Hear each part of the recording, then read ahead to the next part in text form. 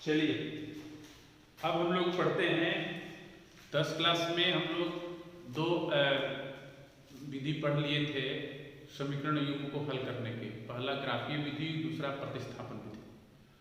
आज हम लोग पढ़ेंगे विलोपन विधि यानी कि एलिमिनेशन मेथड। यहाँ पर हम लोग क्या करेंगे उसको हम लोग समझते जाते हैं और साथ साथ लिखते जाते हैं। विलोपन विधि में जैसे विलोपन विधि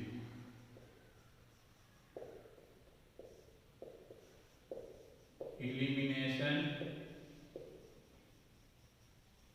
मेथड।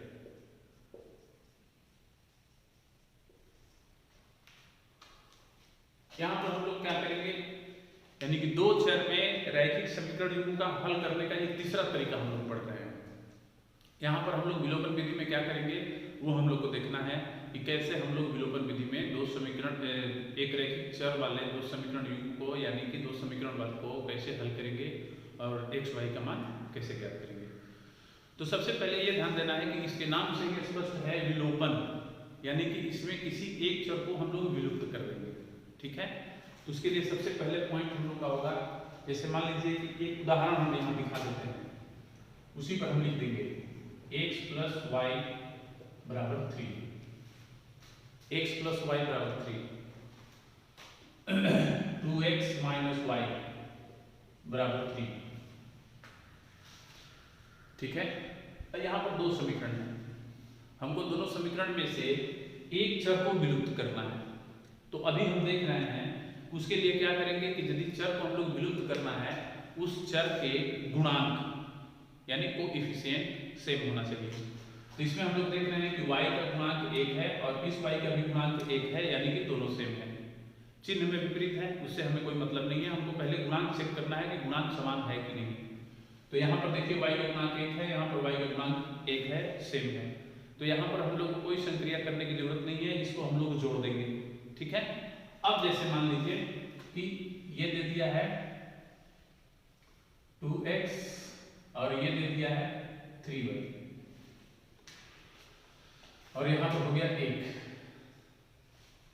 अब मान लीजिए इसको हल करना है तो क्या करेंगे हम लोग, इसमें देख रहे हैं कि x का गुणांक 1 है, इसमें x का गुणांक 2 है। तो हम लोग यदि इन दोनों के गुणांक को बराबर करेंगे तभी इसको हम लोग विलुप्त कर पाएंगे। यानी कि विलोपन करने का मतलब ये हुआ कि हम लोग उस समीकरण युग्म में से किसी एक चर के गुणांक को बराबर कर लेंगे। उसके लिए हमें कुछ अंक से गुणा भी करना पड़ेगा और नहीं भी करना पड़ेगा, क्योंकि इसके पहले वाले उदाहरण में हम बता चुके हैं कि गुणा करने की जरूरत नहीं थी क्योंकि उसमें एक चर का गुणांक बराबर था। यहाँ पर दोनों चर का गुणांक बराबर नहीं है, तो या तो हम x को बराबर कर लेंगे या y को बराबर कर लेंगे। तो यहाँ पर y का 1 है और यहाँ पर 3 है, तो हमको y को बराबर करने के लिए क्या करेंगे, इसमें 3 से गुणा करेंगे। तो इसमें 3 से गुणा करेंगे, इसका मतलब पूरा समीकरण में हमको 3 से गुणा करना पड़ेगा। ठीक है, यदि x के हम गुणांक को बराबर करना चाहते हैं तो इसका गुणांक 2 है, तो इसमें 2 से टोटल गुणा कर देंगे तो हमको बराबर हो जाएगा। तो यही हम प्रथम पॉइंट लिखेंगे, विलोपन विधि के हल करने के चरण हल करने के हम लोग चरण पढ़ेंगे। इसमें सबसे पहला पॉइंट आपको समझा दिया है क्या करना है। सबसे पहले हम लोग को उसमें जिस चर को हमें विलुप्त करना है उस चर के गुणांक को बराबर करने के लिए समीकरण में किसी अचर से गुणा करेंगे या नहीं भी करेंगे। तो नहीं भी करेंगे तो उसका मतलब क्या होगा, एक से गुणा हो सकता है ना, तो वहां पर भी हम लोग गुणा लिख सकते हैं, इसलिए हम लिखेंगे सम्मिलित करके। तो पहला पॉइंट मेरा हो जाएगा दोनों समीकरण के किसी एक चर का गुणांक समान करने के लिए किसी एक चर का गुणांक समान करने के लिए किसी एक समीकरण में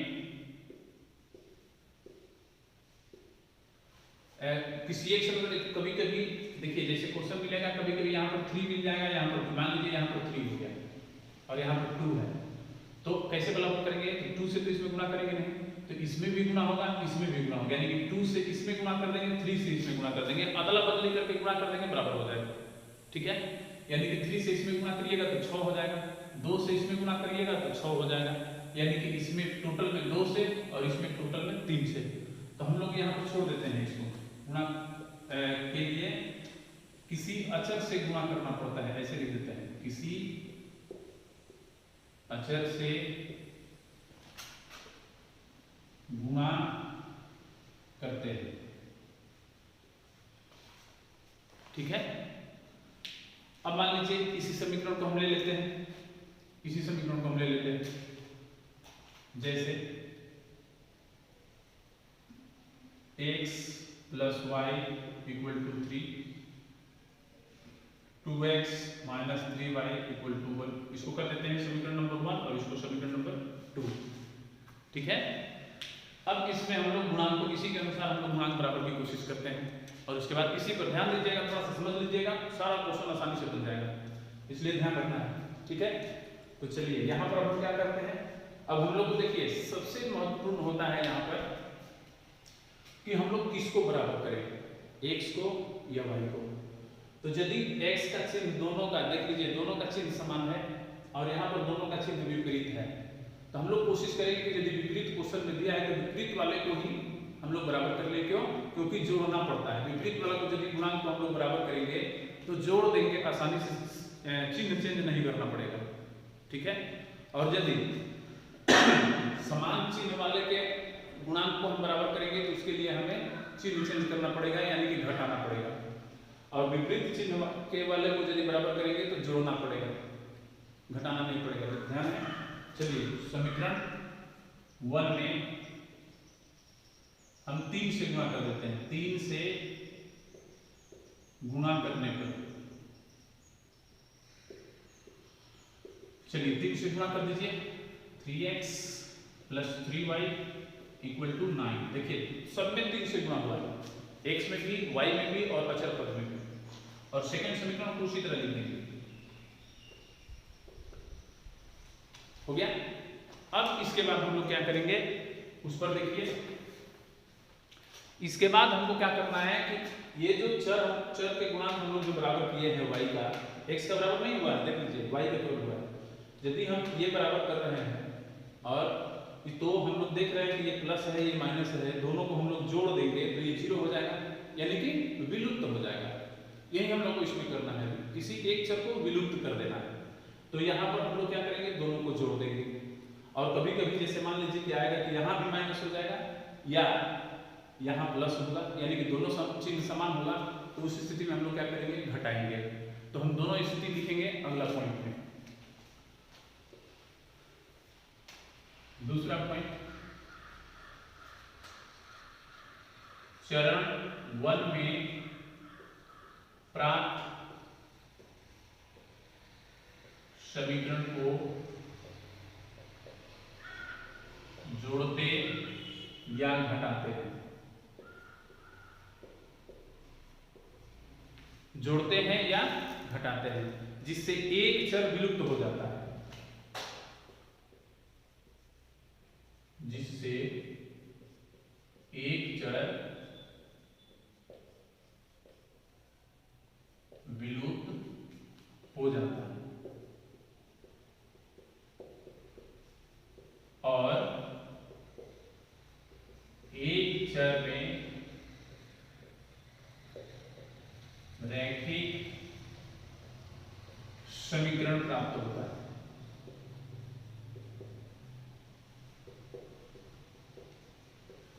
एक चर में रैखिक समीकरण प्राप्त होगा, जैसे चलिए जोड़ते हैं हम लोग, 3x प्लस 3y बराबर 9, यहाँ पर हम लोग लिख देंगे 2x माइनस 3y बराबर 1, ऐसे कर लेंगे इसको, और यहाँ पर लिख देंगे जोड़ने पे, यानी ऑन एडिंग। इसको हटा देंगे, दोनों का चिन्ह समान है, 5x हो जाएगा, इधर भी दोनों का चिन्ह समान है, 9 1 10 हो जाएगा, 5 से 10 ये कट जाएगा 2 बार में। यहाँ पर देखिए, पहले रुकिए 1 मिनट, कटाने से पहले 1 मिनट रुक जाइए। पहले यहाँ पर देखिए जो हम लोग लिखे हैं उसके अनुसार प्राप्त हुआ है कि नहीं। यहाँ पर लिखे हैं कि जोड़ते हैं या घटाते हैं, जिससे एक चर विलुप्त हो जाता है। तो एक चर तो विलुप्त हो गया। उसके बाद एक चर में रैखिक समीकरण प्राप्त होता है। देखिए एक चर में रैखिक समीकरण प्राप्त हुआ है ना। रैखिक का मतलब जिसका पावर 1 हो, जिसका पावर 1 है चर का, चर इसमें x है, इसका पावर 1 है, इसलिए एक चर में रैखिक समीकरण प्राप्त हो गया। इस स्थिति में हम लोग को x का यानी कि एक चर का मान प्राप्त हो जाता है। ठीक है, तो ये भी हम लोग लिख लेते हैं यहाँ पर, जिससे एक चर का मान प्राप्त होता है। ठीक है, ध्यान दीजिएगा, बाद में लिखे हैं हम लोग। एक चर का मान प्राप्त हो गया। यही मान जो है अब हम लोग समीकरण 1 या समीकरण 2 किसी में भी रख देंगे तो जो चर हमारा विलुप्त हुआ है उसका भी मान प्राप्त हो जाएगा। लेकिन यहाँ पर भी हम लोग को 2 स्थिति प्राप्त होगी उससे पहले। अब दूसरा चर का मान निकालने से पहले यहाँ पर 2 स्थिति प्राप्त होगी। इस स्थिति में जैसे मान लीजिए कि यहाँ पर हम लोग इसको जोड़े घटाए, कभी कभी ऐसा भी आप लोग को ऐसा समीकरण प्राप्त होगा कि ये दोनों विलुप्त हो जाएगा।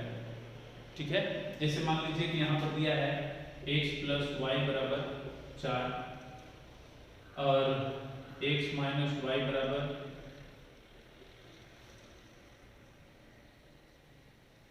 चिन्ह समान ही रखिए।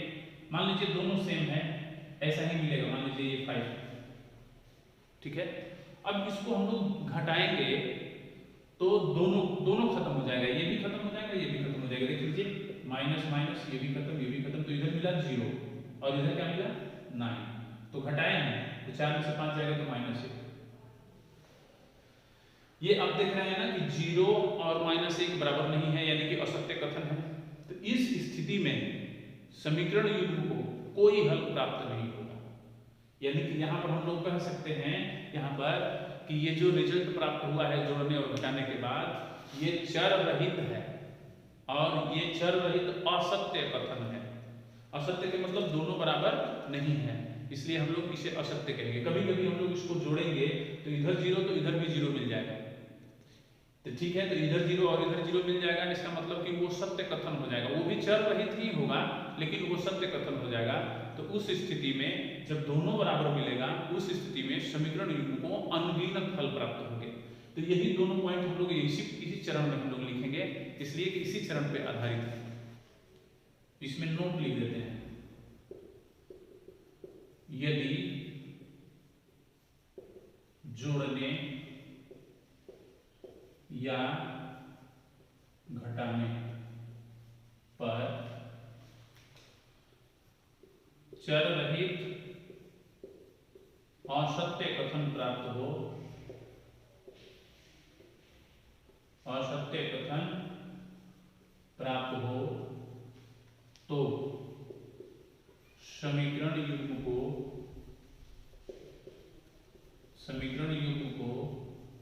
कोई हल नहीं होगा, कोई हल नहीं होगा। ठीक है, दूसरा पॉइंट, यदि जोड़ने या घटाने पर चर रहित सत्य कथन प्राप्त हो तो समीकरण युग्म को अनगिनत हल प्राप्त होगा, अनगिनत हल प्राप्त होगा। ये बहुत महत्वपूर्ण चीज है, ध्यान रखिएगा। विलोपन विधि से जब आप क्वेश्चन बनाइएगा ना तो ऐसा प्राप्त होगा। अभी हम समझाए भी आप लोगों को कि कैसे होगा। आप लोगों को वीडियो बार बार सब देख करके भी आप लोग फिर दोबारा समझ सकते हैं। ये नहीं है कि क्लास नहीं है कि एक बार बोल दिए फिर दोबारा पूछना पड़ेगा। पूछना नहीं है, आप लोग बार बार देख नहीं सकते। अभी आप लोग देखें हम लोग चरण 2 तक लिख चुके थे। चरण 2 में हम लोग को एक चर का मान प्राप्त हो गया था। वही चर का मान जो प्राप्त हुआ था वो मान हम लोग समीकरण 1 या समीकरण 2 में रखेंगे तो हमको दूसरा चर का मान प्राप्त हो जाएगा। तो तीसरा पॉइंट हम लोग लिख देते हैं, चरण 2 में प्राप्त चर का मान। ये भी ध्यान रखिएगा कि चरण 2 में या तो चर का मान प्राप्त होगा या नहीं भी होगा। नहीं होने के लिए दो हम पॉइंट लिख चुके हैं। नहीं होगा तो चर रहित सत्य या असत्य कथन मिलेगा, तो वहीं पर आप लोग लिख दीजिएगा कि यह सत्य कथन है इसलिए इसका अनगिनत हल प्राप्त होगा, यह असत्य कथन है इसलिए इसका कोई हल प्राप्त नहीं होगा। वहीं पर आपका आंसर हो जाएगा।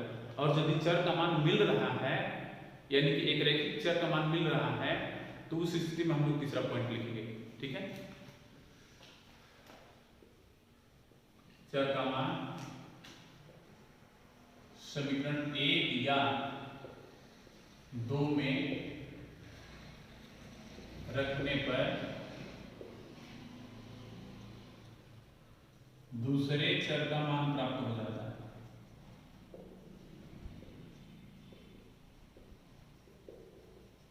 प्राप्त होता है यानी कि दूसरा चर का भी मान हमको प्राप्त हो गया, यानी कि हमको हल प्राप्त हो गया।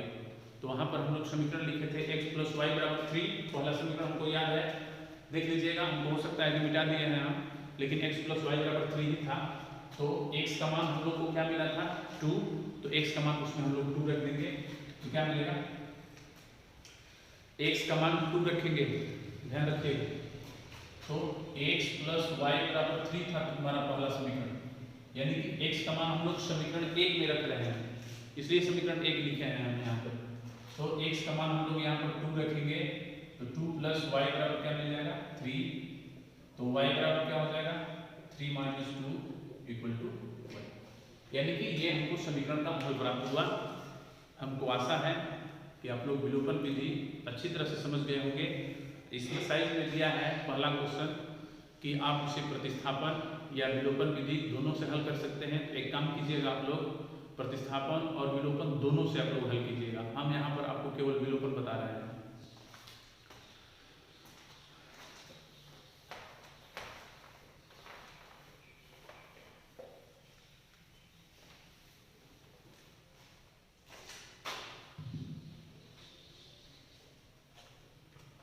चलिए प्रश्नावली 3.4,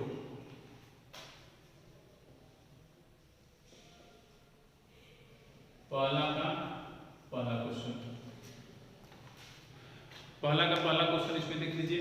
x + y = 5, समीकरण नंबर 1, और 2x - 3y = 4, समीकरण नंबर 2। अभी जो हम लोग विलोपन विधि में पढ़ चुके हैं उसी टाइप का है, तो हम लोग देखते हैं, गुणा करते हैं हम लोग। तो चलिए इसमें देखिए y विपरीत है, y का चिन्ह प्लस है और इस y का चिन्ह माइनस है, गुणांक बराबर नहीं है, तो हम लोग इसका गुणांक 3 है, इससे इसमें गुणा कर देंगे तो बराबर हो जाएगा। तो क्या लिखेंगे, समीकरण 1 × 3 और 2 गुणा। अब 2 में किस चीज से गुणा करेंगे, कुछ से नहीं, तो कुछ से नहीं का मतलब 1 से, यानी कोई परिवर्तन इसमें नहीं होने देना है। इसका मतलब कि हम लोग 1 से लिख सकते हैं लैंग्वेज पूरा करने के लिए। नहीं भी लिखिएगा तो कोई दिक्कत नहीं है, केवल लिख सकते हैं आप लोग समीकरण 1 में 3 से गुणा करने पर, ऐसे भी लिख सकते हैं। ठीक है, चलिए तो यहाँ पर हम लोग 3 से गुणा कर लेते हैं। 3x + 3y = 52। 3 से देख लीजिए हम लोग तीनों में गुणा कर चुके हैं, x में भी, y में भी और 5 में भी, तो हमको 15 प्राप्त हुआ है आंसर में। और इसमें 1 से गुणा करेंगे तो 2x - 3y = 4। इसको अब समीकरण नहीं बनाएंगे, यहाँ पर इसको हम लोग या तो जोड़ेंगे या घटाएंगे। तो हम लोग देख लेते हैं कि जो बराबर किए हैं वो विपरीत चिन्ह में है, तो हम लोग जोड़ेंगे। तो यहाँ पर लिखेंगे जोड़ने, खत्म। कितना मिला 5x, और इधर कितना मिला 19। 15 और 4 19 हो जाएगा। अब यहाँ पर देखिए एक रैखिक चर का समीकरण हमको प्राप्त हो गया है, 5x = 19। तो हमको x बराबर क्या मिलेगा 19/5। अब ये x का मान या तो हम लोग समीकरण 1 में या समीकरण 2 में रख सकते हैं।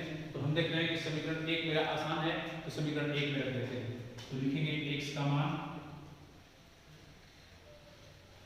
1 में रखने पर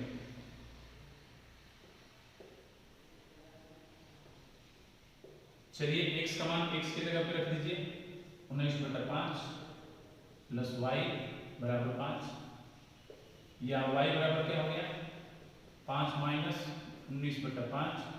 एलसीएम ले लीजिए, क्या मिलेगा 25 माइनस 19 कितना होगा 6, यानी कि 6/5। हल प्राप्त हो गया हम लोग को। इसके नीचे हम लोग लिख सकते हैं हल x बराबर 19/5 और y बराबर 6/5। इसका दूसरा क्वेश्चन देखिए, 3x plus 4y equal to 10 समीकरण नंबर 1 और 2x minus 2y equal to 2 समीकरण नंबर 2। यहां पर ध्यान दीजिएगा आप लोग, यहां पर भी चिन्ह विपरीत है। देखिए हम लोग इसको भी बराबर कर सकते हैं, आगे क्वेश्चन में हम x भी बराबर करके दिखा देंगे, लेकिन अभी हम आप लोग को आसानी से क्वेश्चन बनाना सिखा रहे हैं कि यदि चिन्ह विपरीत वाला हो तो उसी को बराबर करने की कोशिश कीजिए, उसी के गुणांक को। तो हम यहाँ पर देखिए इसमें 2 है और इसमें 4 है, तो हम जानते हैं कि इसमें 2 से गुणा कर देंगे तो ये 4 हो जाएगा, यानी कि समीकरण 2 में हमें 2 से गुणा करना है। समीकरण 1 में कितना से गुणा करेंगे 1 से, तो लिखेंगे समीकरण 1 गुणा 1 और 2 गुणा 2 से। जब भी समीकरण आप लिखिएगा समीकरण, तो उसे ऐसे घेर दीजिएगा, बिना घेरे हुए वो समीकरण नहीं कहलाएगा, ये ध्यान रखना। चलिए तो क्या लिखेंगे 3x plus 4y equal to 10 और ये क्या हो गया 4x minus 4y equal to 4। चलिए अब इसको हम लोग क्या करेंगे जोड़ेंगे। क्यों जोड़ेंगे? क्योंकि जिस गुणांक को हम लोग बराबर किए हैं वो विपरीत चिन्ह में है। यही पहचानने का सबसे अच्छा तरीका है कि हमको जोड़ना है कि घटाना है, ध्यान रखिएगा। यदि विपरीत चिन्ह में है तो जोड़ना है, विपरीत चिन्ह में नहीं है समान चिन्ह में है, भले ये दोनों माइनस हो चाहे दोनों प्लस हो तो हम घटाएंगे। किसका? जिसका हम लोग गुणांक बराबर किया है उसका केवल चिन्ह चेक करना है, बाकी से हम लोग को मतलब नहीं है। तो चलिए यहाँ जोड़ने को लिख दिए, तो ये गया, ये दोनों समान चिन्ह में है, तो 3x और 4x 7x हो गया, और इधर मिल गया 10 और 4 14, 7 से ये कट जाएगा, x बराबर मिलेगा 2। यही x का मान हम लोग या तो समीकरण 1 में रखेंगे या समीकरण 2 में, कहीं भी रखिए। तो चलिए लिखते हैं x का मान समीकरण 1 में रखने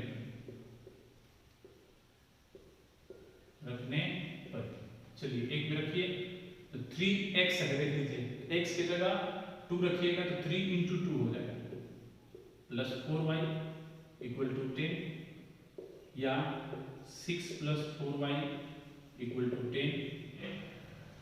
तो 4y बराबर क्या मिलेगा 10 माइनस 6 यानी 4, तो y बराबर क्या हो जाएगा 4/4 इक्वल टू 1। यानी कि हमको हल क्या प्राप्त हुआ x बराबर 2 y बराबर 1। हम लोग यदि चेक करना चाहें कि ये मेरा क्वेश्चन का आंसर जो मिल रहा है वो सही है कि गलत, तो किसी एक समीकरण में x y दोनों मान एक साथ रख लीजिए, देखिए कि RHS मिल रहा है कि नहीं। तो अभी चेक कर लीजिए, x का मान 2 यहाँ रखेंगे 3 दूनी 6, y का मान 1 यहाँ पर रखेंगे तो 4, 6 4 10 प्राप्त हो रहा है, इसलिए मेरा हल सही है। 1 का तीसरा क्वेश्चन देखिए, 3x minus 5y minus 4 equal to 0 है, तो माइनस 4 को हम इधर कर देंगे तो प्लस 4 हो जाएगा, यानी समीकरण नंबर 1। और दूसरा समीकरण है हमारा 9x equal to 2y plus 7, तो हम 2y को इधर कर लेंगे तो माइनस हो जाएगा, माइनस 2y और इक्वल टू हो जाएगा 7। इसको कर देंगे समीकरण नंबर। क्वेश्चन को ऐसे हम लोग सीधा कर लिए। अब चलिए चलते हैं इसमें, देखते हैं कि हम लोग किसको बराबर करें। तो अब देखिए यहाँ पर दोनों x का भी चिन्ह समान है और दोनों y का भी चिन्ह समान है, तो यहाँ पर आप लोग किसी को भी समान कर सकते हैं, कोई दिक्कत नहीं है, क्योंकि ये समान चिन्ह में है, इसको घटाना ही घटाना है। x को भी बराबर करेंगे तो भी घटाना पड़ेगा, y को भी बराबर करेंगे तो भी घटाना पड़ेगा। तो इसलिए देखिए कौन आसानी से हो जाएगा। तो हम देख रहे हैं कि x का गुणांक आसानी से हो जाएगा, क्योंकि यहाँ 9 है, यहाँ 3 है। तो हम लोग 3 में कितना से मल्टीप्लाई करेंगे तो 9 हो जाएगा 3 से। तो हम लोग समीकरण 1 में 3 से गुणा कर देंगे, तो लिखेंगे समीकरण 1 गुणा 3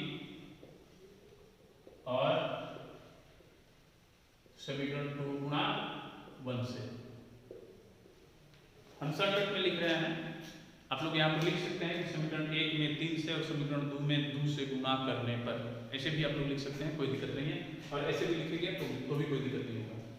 चलिए 3 से गुणा कीजिए, 9x minus 15y equal to 12, यानी कि समीकरण 1 में हम लोग 3 से गुणा करेंगे तो क्या प्राप्त होगा, 9, 15 और 12 गुणा कर लिए हम लोग। समीकरण 2 में कितना से गुणा करना है, 1 से, तो 1 का मतलब उसी तरह उतार देना है नीचे। तो लिख लीजिए 9x minus 2y equal to 7। अब हम लोग पहले ही बता चुके हैं कि किस चीज का, देखिए जो गुणांक बराबर किए हैं तो दोनों का चिन्ह समान है, इसका भी चिन्ह समान है, इसका भी चिन्ह समान है, यानी दोनों का चिन्ह प्लस है। तो अब यहाँ पर हम लोग घटाएंगे तभी ये 0 होगा, ये दोनों। तो क्या करेंगे, लिखेंगे घटाने पर, घटाने पर, और यहाँ पर माइनस है तो प्लस। नीचे वाला समीकरण को देख करके चिन्ह चेंज करेंगे, ठीक है। तो ये माइनस है तो प्लस, ये प्लस है तो माइनस, यानी तीनों का चिन्ह चेंज होगा, ठीक है। ये खत्म हो गया। अब ये देख रहे हैं दोनों ना कि असमान चिन्ह में है, एक प्लस में है एक माइनस में है। तो हम लोग विपरीत चिन्ह में रहता है तो क्या करते हैं, घटाते हैं। तो 15 में से 2 जाएगा तो 13, और ध्यान दीजिएगा कि उसमें बड़ा कौन है, 15 का चिन्ह क्या है, माइनस, तो माइनस लिख देंगे। फिर यहाँ पर देखिए 12 प्लस में है, 7 माइनस में हो गया है, यानी कि सबसे ऊपर वाला और सबसे नीचे वाला जो चिन्ह चेंज किया है उसका प्रयोग करेंगे, बीच वाला चिन्ह का प्रयोग नहीं करेंगे। यानी इसके और इसके बीच में इसका चिन्ह है, इसका चिन्ह का प्रयोग हम नहीं करेंगे। तो 12 से 7 घटेगा तो कितना मिलेगा, 5। 12 भी बड़ा है, इसका चिन्ह प्लस है तो यहाँ भी प्लस हो गया। तो y बराबर हमको क्या मिल गया, -5/13। ये 13 इधर जाएगा तो बट्टा में हो जाएगा, माइनस ऊपर लिखते हैं हम लोग, -5/13 मिल गया। अब हम लोग यही मान समीकरण 1 या 2 में रखेंगे, तो लिखेंगे y का मान समीकरण 1 में रखने,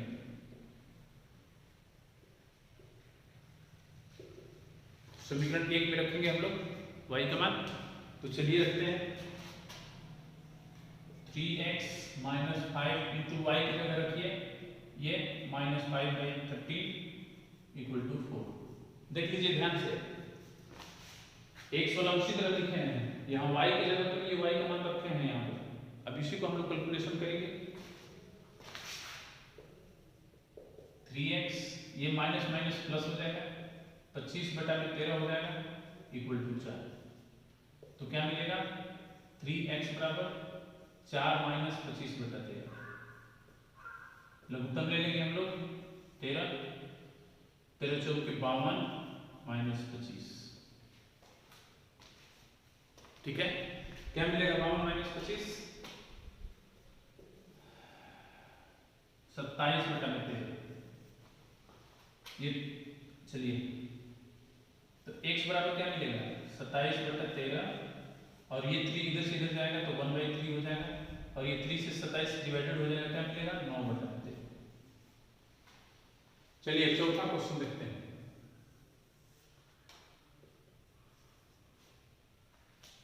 x/2 plus 2y/3 equal to -1। देखिए बट्टा में भी यदि समीकरण युग्म दिया हो तो उसे, यदि आप लोग को बट्टा के बढ़िया से जानकारी है, इससे कि हम कैसे गुणा करेंगे तो मेरा वो गुणांक बराबर हो जाएगा, तो भी आप लोग ये क्वेश्चन बना सकते हैं। नहीं तो हम लोग इस क्वेश्चन की तरह हम लोग इसको बदल लेंगे, जोड़ देंगे, भिन्न करके जोड़ के अनुसार। तो क्या मिलेगा, 3x plus 4y equal to -1, 3x plus 4y equal to -6, समीकरण नंबर 1 बाई क्रॉस मल्टीप्लिकेशन कर दिया हम लोग। फिर लिखेंगे दूसरा समीकरण, x माइनस वाई बाई 3 बराबर 3 है। तो यहाँ पर क्या मिलेगा हमको, एलसीएम ले लेंगे 3, तो क्या मिलेगा 3x minus Y equal to 3, या क्या प्राप्त होगा 3x minus Y equal to 9, समीकरण नंबर 2। ऐसे भी आप लोग बदल सकते हैं, और नहीं तो यदि आप लोग को डायरेक्ट हल करना है इसको और इस समीकरण को, तो भी आप कर सकते हैं, कोई दिक्कत नहीं है। देख लीजिए यहाँ पर x बटा 2 है और यहाँ पर x है, यहाँ पर 2y बाई 3 है, यहाँ पर y बाई 3 है। तो हमको देख रहे हैं कि ये माइनस और ये प्लस है, तो हम लोग 2 से इसमें गुणा कर दिए होते तो y का गुणांक बराबर हो जाता। वैसे भी हम लोग बना सकते हैं, कोई दिक्कत नहीं है, हम यहाँ पर बदल के सिखा रहे हैं आप लोग को। चलिए अब इसमें और इसमें देखेंगे किस चीज से हमको गुणा करना है। तो अभी हम देख रहे हैं कि ये दोनों बराबर मिल रहा है, तो बराबर है तो हमको गुणा करने की जरूरत ही नहीं है, डायरेक्ट लिखेंगे समीकरण 1 और 2 से। समीकरण 1 और 2 से चलिए क्या लिख देते हैं, 3x plus 4y equal to -6, ये हो जाएगा 3x minus Y equal to 9। यहाँ पर देख लीजिए जिस चर का गुणांक बराबर है वो दोनों प्लस में है, इसका मतलब क्या करेंगे, घटाएंगे, तो लिखेंगे घटाएंगे। चलिए चिन्ह चेंज कीजिए, माइनस प्लस माइनस, ये गया दोनों प्लस में हो गया, 4x 5y, और ये दोनों माइनस में है तो जोड़ देंगे 15, इससे डिवाइडेड कर देंगे 3 बार में, तो y का क्या मान मिल गया -3। अब यही y का मान समीकरण 1 या समीकरण 2 में रख देंगे, कहीं भी रख दीजिए। तो हमको लगता है समीकरण 2 आसान है, तो हम लोग लिख देंगे कि y का मान समीकरण 2 में रखने।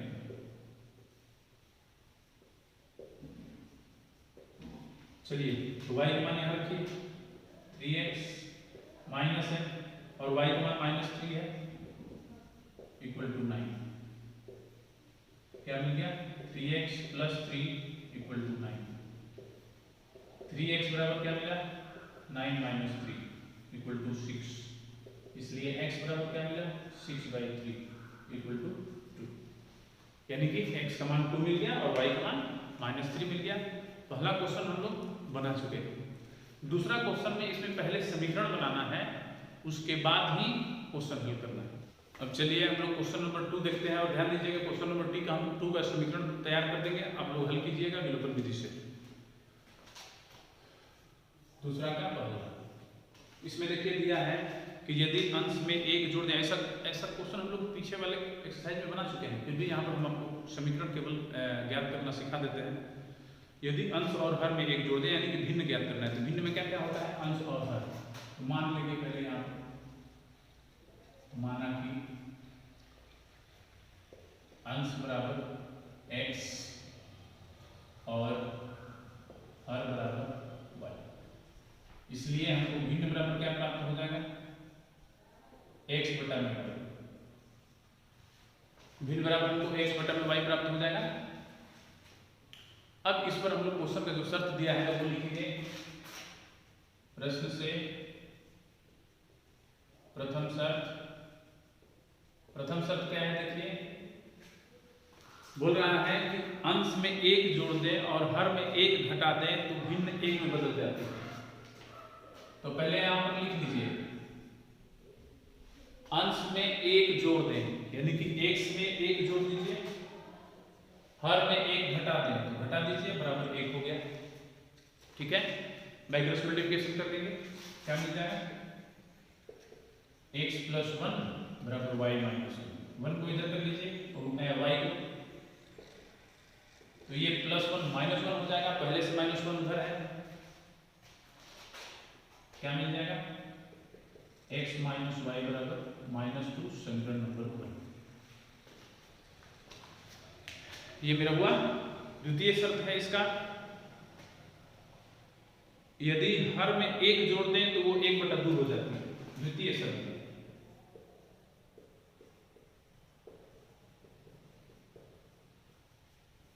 हर में एक जोड़ दें तो वो 1/2 हो जाती है। तो देखिए केवल हम हर में एक जोड़े हैं तो वो 1/2 हो गई है। अब हम लोग y क्रॉस मल्टीप्लिकेशन कर लेंगे तो क्या मिलेगा 2x equal to y plus 1, यानी क्या मिलेगा 2x minus y equal to 1 समीकरण नंबर 2। अब इन दोनों समीकरणों को विलोपन विधि से हल करके हम लोग x और y का मान ज्ञात कर सकते हैं। तो देख लीजिए समीकरण 1 और समीकरण 2 में हमको गुणा नहीं करना है क्योंकि इसका y और इसका y दोनों बराबर है। तो डायरेक्ट लिखिएगा आप लोग समीकरण 1 और 2 से, और दोनों का चिन्ह समान है। देखिए इसका भी माइनस है, इसका भी माइनस है, तो घटाने पर कर दीजिएगा, हल करिएगा, x और y का मान मिलेगा। वहीं x का y का मान इस भिन्न में रख दीजिएगा तो x बटा y आपको भिन्न प्राप्त हो जाएगा। ठीक है, दूसरा क्वेश्चन यहाँ पर ध्यान दीजिए क्या दिया है। 5 वर्ष पर पूर्व नूरी की आयु सोनू की आयु की 3 गुनी थी। 10 वर्ष पश्चात नूरी की आयु सोनू की आयु की 2 गुनी हो जाएगी। नूरी और सोनू की आयु कितनी है, यानी वर्तमान आयु पूछ रहा है। तो यहाँ पर हम लोग लिखेंगे माना कि सोनू की वर्तमान आयु, सोनू की वर्तमान आयु बराबर x वर्ष। तो हम लोग दूसरा चर नूरी का मान लेते हैं।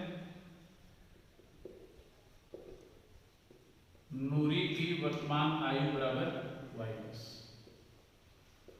प्रश्न से प्रथम सर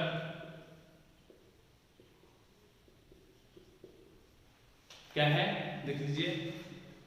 5 वर्ष पूर्व नूरी की आयु सोनू की आयु की 3 गुनी थी। देखिए यहाँ पर नूरी को हम लोग y माने हैं, ध्यान दीजिएगा।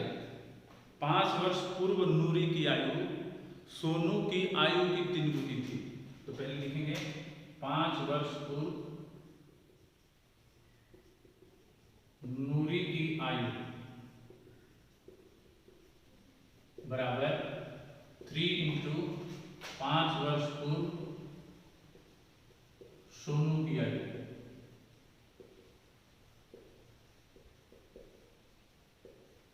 ठीक है, तो अब यहाँ पर ध्यान दीजिएगा, नूरी को हम लोग y मान लिए हैं, यहाँ पर कोई दिक्कत नहीं है, हम लोग ऐसा कर सकते हैं।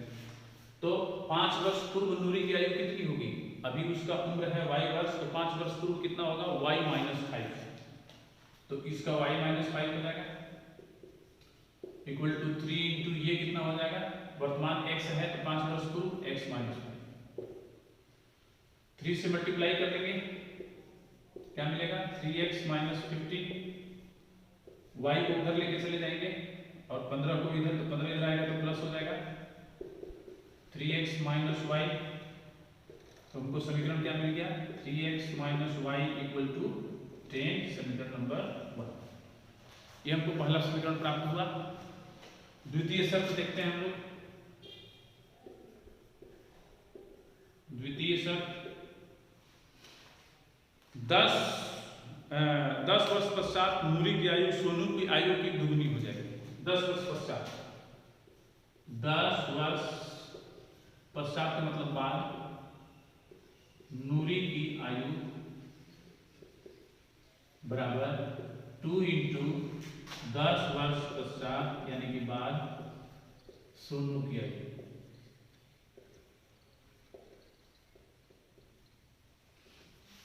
दुगुनी दिया है इसमें तो हम लोग 2 से गुणा किए हैं। पहला वाला शब्द में 3 गुनी था तो 3 से गुणा किए थे बराबर करने के लिए। तो 10 वर्ष पश्चात का मतलब क्या होगा y प्लस 10 और ये इधर क्या हो जाएगा x प्लस 10, मल्टीप्लाई कर लेंगे क्या मिल गया 2x प्लस 20। ठीक है, यहां पर लिख देते हैं। तो y को उधर लेके जाइए, 20 को इधर लेके जाइए, तो minus 20 plus 10 equal to 2x minus 5, यानी हमको सेकंड समीकरण क्या मिल गया 2x minus 5 equal to minus 10, समीकरण नंबर 2। ये आप लोग आसानी से हल कर सकते हैं इसको। जब आप हल कीजिएगा समीकरण 1 और समीकरण 2 को, तो देख रहे हैं इसमें भी y का गुणांक बराबर नहीं करना है, बराबर है। तो आप लोग हल कीजिए, इसको घटा दीजिए, दोनों का चिन्ह समान है, इसका भी है और इसका भी चिन्ह समान है, माइनस है दोनों में, तो आप लोग घटा दीजिए, जो मिलेगा x y का मान, तो x का मान सोनू की आयु हो जाएगी और y का मान नूरी की आयु हो जाएगा। दूसरा का तीसरा क्वेश्चन देखते हैं। इसमें संख्या लिखनी है 2 अंकों की। तो पहले हम लोग मान लेते हैं कि माना कि संख्या का 2 अंकों की संख्या में क्या क्या होता है, इकाई और दहाई। तो इकाई और दहाई मान लेंगे। तो संख्या का इकाई बराबर x और दहाई अंक भी लिख सकते हैं हम लोग, इकाई अंक बराबर x और दहाई अंक बराबर y। तो हम लोग जानते हैं संख्या कैसे लिखी जाती है। क्या कैसे लिखी जाती है? 10 इंटू दहाई अंक प्लस इकाई अंक। तो संख्या बराबर हमको क्या मिल जाएगा? संख्या बराबर मिलेगा 10 इंटू दहाई अंक यानी कि y और प्लस इकाई अंक यानी कि x। ठीक है, इस अंक को पलटने से भी संख्या लिखनी है और अंकों को पलटने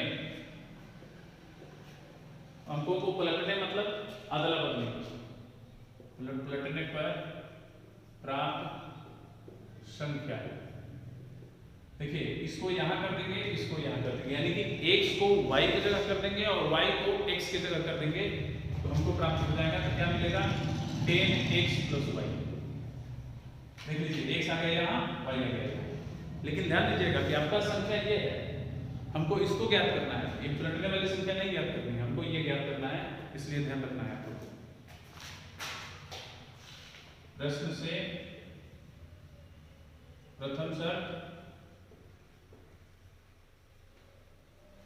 प्रथम शब्द में आप लोग क्या देख रहे हैं कि 2 अंकों की संख्या के अंकों का योग 9 है। तो अंकों का योग 9 है यानी कि x प्लस y बराबर 9, समीकरण नंबर 1। द्वितीय शब्द में आप लोग देख लीजिए, संख्या इस संख्या का 9 गुना इस संख्या का 9 गुना, यानी कि जो संख्या दिया है 9 गुना, इस संख्या का हम 9 गुना कर दिए हैं। उसके बाद देखिए क्या बोल रहा है, संख्या के अंकों को पलटने से बनी संख्या का 2 गुना है। किसका 2 गुना है? 2 इंटू क्या कर देंगे? 10x plus y।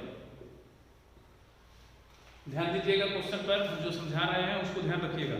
अब संख्या हमको भी निकालने को बोल रहा है, इसको हम समीकरण बना लेंगे। 90y plus 9x equal to 20x plus 2y। 90y को उधर कर दीजिए, दोनों को उधर करिए।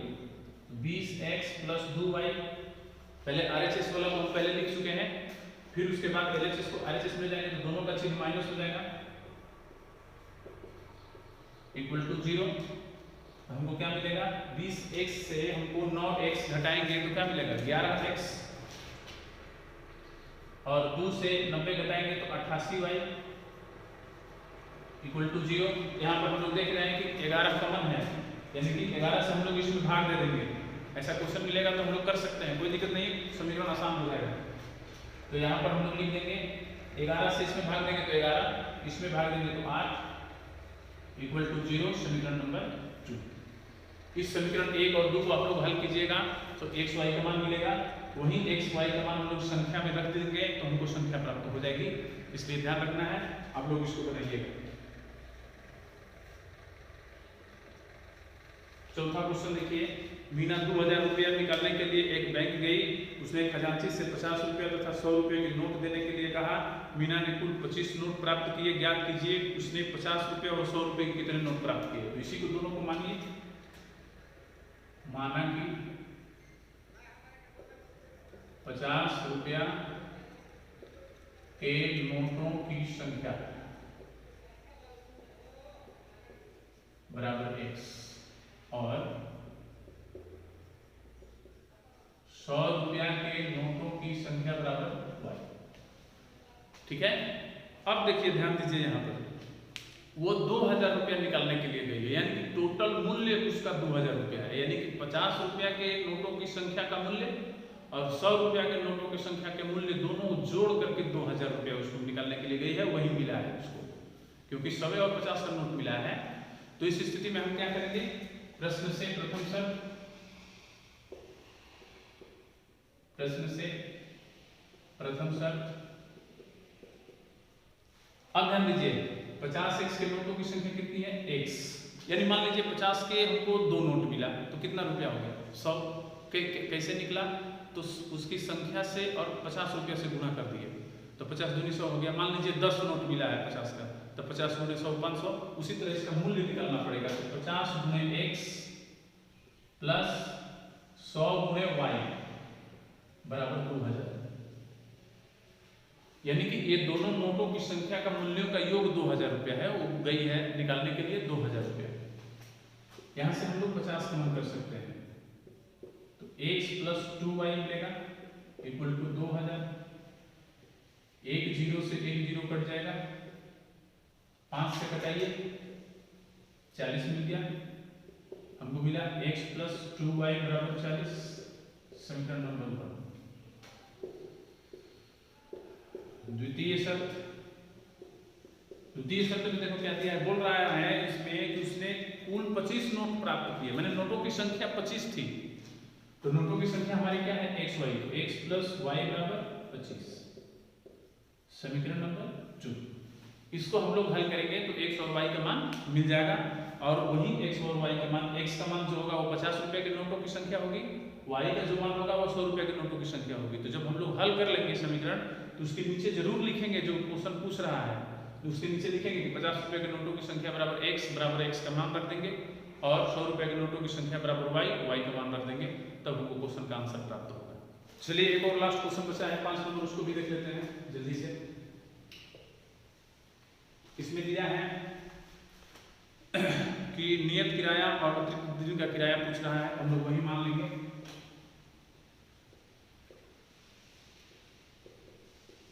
नियत किराया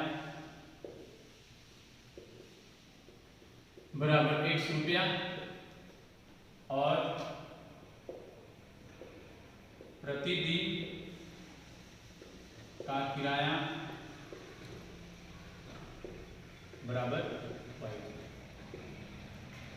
प्रश्न से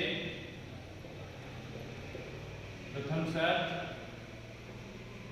ध्यान रखिएगा प्रश्न से प्रथम शर्त। इसमें देखो पुस्तकालय में किताब देने के यहाँ पर प्रोसेस है, क्वेश्चन दिया गया है किराए पर पुस्तक देने वाले किसी पुस्तकालय का प्रथम 3 दिनों का एक नियत किराया। ध्यान दीजिएगा आप किताब भले कितने दिन भी रखें लेकिन उसमें 3 दिन का किराया निश्चित है। उस 3 दिन के अतिरिक्त यदि आप दिन रखते हैं किताब आपके पास तो उसका अलग किराया लगेगा, यानी 3 दिन का तो फिक्स है। जैसे मान लीजिए आप 3 दिन के लिए बुक लिए तो 3 दिन में नियत किराया नहीं आपका काम हो जाएगा। 4 दिन रख रहे हैं तो 3 दिन का नियत किराया लगेगा प्लस 1 दिन का नियत अतिरिक्त किराया भी लगेगा आपका। उसी तरह यहाँ पर हम लोग को प्रथम शर्त दिया है कि सरिता ने 7 दिनों तक पुस्तक रखने के लिए 27 रुपये अदा किए, तो 7 दिन रखी है तो 7 दिन में हम लोग 3 + 4 कर सकते हैं। क्यों? क्योंकि 3 दिन का किराया निश्चित है। प्रथम 3 दिन का किराया, प्रथम 3 दिन का नियत किराया जो है वो निश्चित है, तो 3 होगा और 4 कर दिया हम लोग, तो 3 दिन का किराया x है और 4 दिन में 1 दिन का किराया y है, तो 4 दिन का किराया 4y बराबर 27, समीकरण नंबर 1। द्वितीय शर्त हमको क्या दिया है कि सुशी ने एक पुस्तक 5 दिनों तक रखने के लिए 21 रुपये दिए। 5 दिन में 3 दिन हटा लीजिए, 3 दिन का नियत किराया है तो x हो जाएगा, बाकी कितना दिन बचा 2 दिन। 5 दिन रखिए तो 3 × 2 = 5 होगा, यानी कि x + 2y = 21, समीकरण नंबर 2। इसको आप लोग हल कीजिएगा तो x और y का मान मिल जाएगा, जिससे नियत किराया, प्रथम 3 दिन का नियत किराया और अतिरिक्त किराया आपको प्राप्त हो जाएगा। हमको अनुमान है कि ये जो क्वेश्चन आप लोग को हल करने को दिए हैं वो हल हो जाएगा, क्योंकि विलोपन विधि बहुत ज़्यादा जटिल विधि नहीं है, आसानी से आप लोग बना सकते हैं। धन्यवाद।